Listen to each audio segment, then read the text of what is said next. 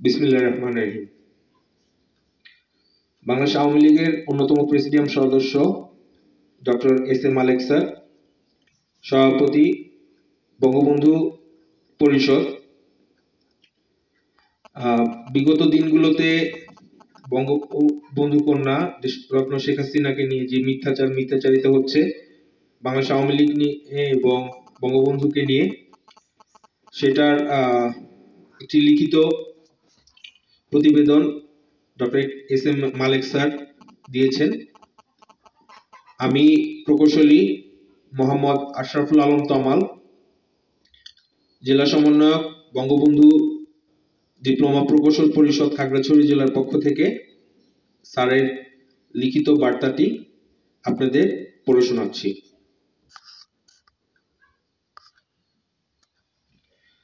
বিরোধী দল কর্তৃক শেখ হাসিনার সমালোচনা কতটা যুক্তিসঙ্গত ও গ্রহণযোগ্য? ডক্টর এস এম মালেক, সভাপতি বঙ্গবন্ধু পরিষদ কেন্দ্রীয় কমিটি।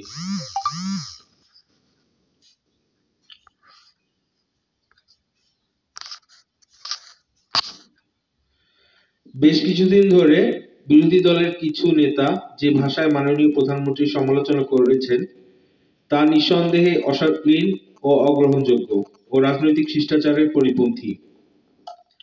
রাজনীতিতে প্রতিদ্বন্দ্বী থাকবে, অতীতে ছিল, বর্তমানে আছে, ভবিষ্যতেও থাকবে।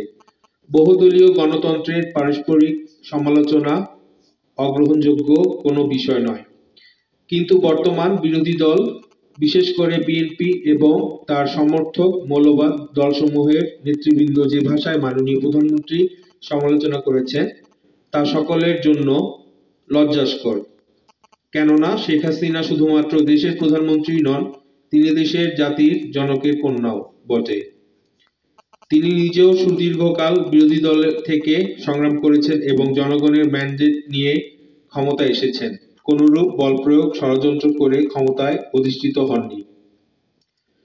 একমাত্র বঙ্গবন্ধু শেখ মুজিবুর রহমান ও মাননীয় প্রধানমন্ত্রী শেখ হাসিনাই প্রকৃতপক্ষে জনগণের প্রতিনিধি হিসেবে নির্বাচনের মাধ্যমে ক্ষমতায় এসেছেন। আর যারা ক্ষমতায় ছিলেন সকলেই ষড়যন্ত্র করে, হত্যা করে বা অবৈধ উপায়ে ক্ষমতা দখল করেছেন। সুতরাং শেখ হাসিনা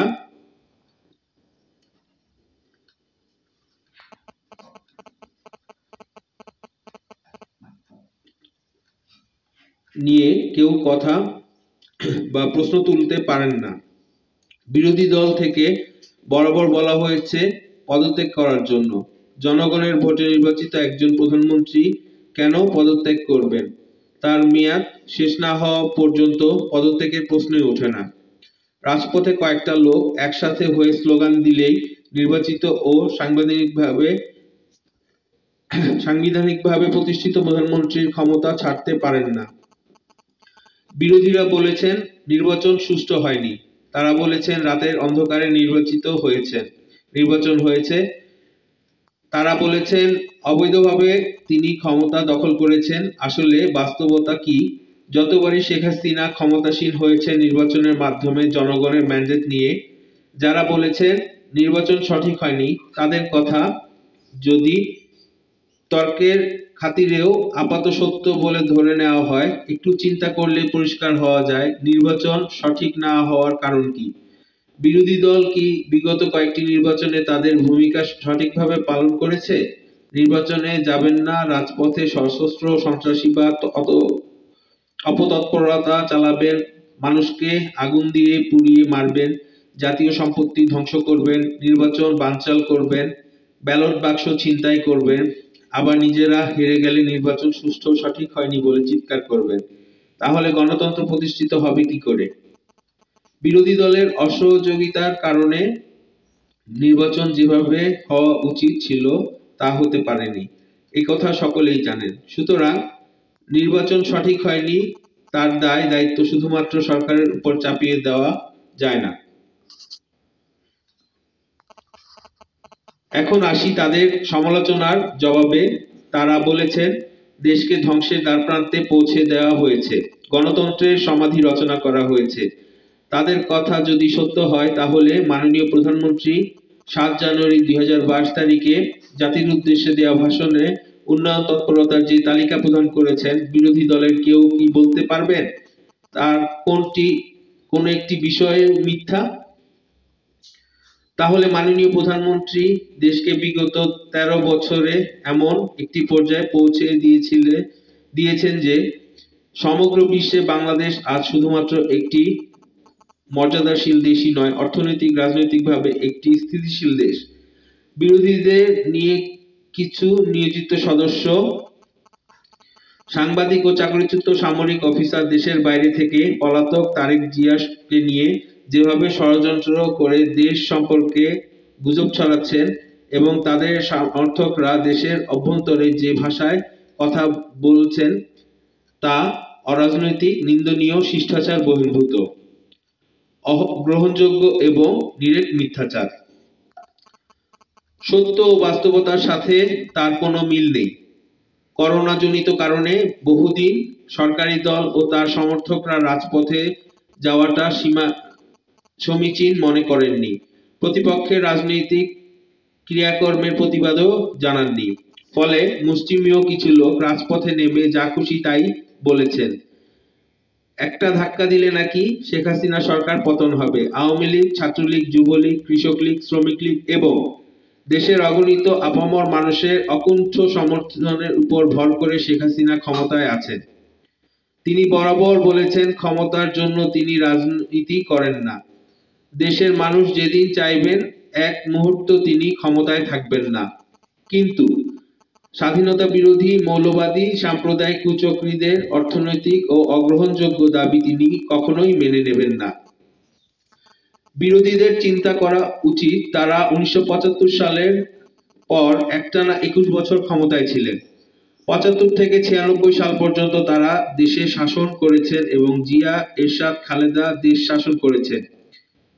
তখন দেশের অর্থনীতি কিরূপ ছিল? অর্থনীতির স্থিতিশীলতাই বা কেমন ছিল? তাদের দায়িত্বহীনতা, দুর্নীতি, অর্থপাচার, কুশাসন দেশকে কোন অবস্থায় পৌঁছে দিয়েছিল। প্রায় 21 বছর সংগ্রাম করে শেখ হাসিনা 1996 সালে জনগণের ম্যান্ডেট নিয়ে ক্ষমতায় আসেন। 5 বছর দেশ শাসন করে দেশকে মুক্তিযুদ্ধের চেতনায় ধারায় ফিরিয়ে নিয়ে আসেন। তারপর আবার ক্ষমতায় আসীন হন এবং 2009 থেকে এই 13 বছর একটানা তিনি দেশ শাসন করেছেন। দেশের এমন কোনো ক্ষেত্র নেই যেখানে এই জাদুকরী উন্নয়নের ছোঁয়া লাগেনি। তাদের আমলে যেখানে দেশে 1 কোটি টন খাদ্যশস্য উৎপাদন হতো, এখন তা 4.5 কোটি টন উন্নতি হয়েছে। তখন ইনকাম ছিল 500 থেকে 600 মার্কিন ডলার, এখন সেটা 2500 মার্কিন ডলারে উন্নীত হয়েছে। বিদ্যুৎ উৎপাদনের পরিমাণ ছিল 2500 মেগাওয়াট, এখন সেখানে 25,000 মেগাওয়াট এর অধিক। বিএনপি শাসন আমলে ফরেন এক্সচেঞ্জ রিজার্ভ ছিল 8 বিলিয়ন মার্কিন ডলার, এখন যা 48 মিলিয়ন মার্কিন ডলারে উন্নীত হয়েছে। বাংলাদেশই হচ্ছে দক্ষিণ এশিয়ার একমাত্র দেশ যা করোনার মহামারীকে উপেক্ষা করে উন্নয়নের ধারায় দেশকে ধরে রেখেছে। আমাদের জিডিপি কখনো 5-এর নিচে নামেনি, উপরে 7-8 পর্যন্ত উঠেছে।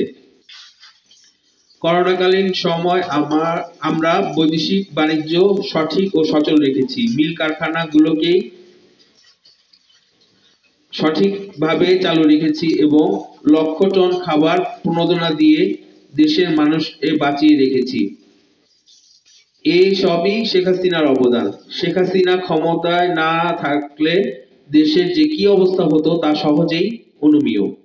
অথচ এর কোনো কিছু বিরোধী দল দেখতে পায় না। মনে হয় পদ্মা সেতুর উপর দিয়ে যখন তারা গাড়ি চালিয়ে যাবে, তখনও শেখ হাসিনার নামে কুৎসা রটনা করতে থাকবে। তারা যখন মেট্রো রেলে যাতায়াত করবেন, সেখানে বসে শেখ হাসিনার বিরোধিতা করবেন। পদ্মা সেতু সহ দেশে নির্মাণাধীন কর্ণফুলী টানেল, রূপপুর পারমাণবিক কেন্দ্র, Dhaka metro rail, elevated expressway ইত্যাদি মেগা প্রজেক্টগুলো বাস্তবায়ন হলে দেশের চেহারা আমূল পাল্টে যাবে। একটি নির্বাচিত সরকার ক্ষমতাচ্যুত করতে হলে ভোটের মাধ্যমেই তা করা সম্ভব। আমাদের সংবিধান আছে, সংসদ আছে, নির্বাচন ব্যবস্থা রয়েছে, একমাত্র এর মাধ্যমে পরিবর্তন আনা সম্ভব। বিদেশে লবিস্ট পাঠিয়ে বা দেশের ভিতরে ষড়যন্ত্র করে কোনো লাভ হবে না। শেখ হাসিনা স্পষ্ট ভাষায় বলে দিয়েছেন, স্বাধীন বাংলাদেশ স্বাধীনভাবে চলবে, কারো রক্তচক্ষুকে ভয় পাবে না। বঙ্গবন্ধু বলেছিলেন, বাঙালিকে কেউ দাবিয়ে রাখতে পারবে না। তারই কন্যা শেখ হাসিনা প্রমাণ করেছেন, বাঙালিকে কেউ দাবিয়ে রাখতে পারেনি, পারবে না। পদ্মা সেতুর বিরোধিতা করে ওয়ার্ল্ড ব্যাংক কি তা বন্ধ করতে পেরেছে? আমরা আমাদের উন্নয়নে 92 টাকা নিজেরা দিয়ে থাকি, 8 টাকা মাত্র বিদেশ থেকে নেওয়া হয়। সুতরাং বাংলাদেশ একটা স্বনির্ভর অর্থনীতির উপর দাঁড়িয়ে আছে। আমরা অনেক ক্ষেত্রে আজ স্বয়ংসম্পূর্ণ, স্বাধীন ও জাতির মর্যাদার প্রতিষ্ঠিত। এই অবস্থা থেকে আমাদের কেউ নিচে নামিয়ে নিতে পারবে না। পরিশেষে বিএনপির বন্ধুদের নিকট আমার নম্র নিবেদন, রাস্তায় গলাবাজি না করে সংবিধান ধারাবাহিকতা রক্ষার্থে মহামান্য রাষ্ট্রপতির সাথে সংলাপে অংশগ্রহণের মাধ্যমে নির্বাচনী অবস্থায় শামিল হন। জয় বাংলা, জয় বঙ্গবন্ধু। বাংলাদেশ চিরজীবী হোক।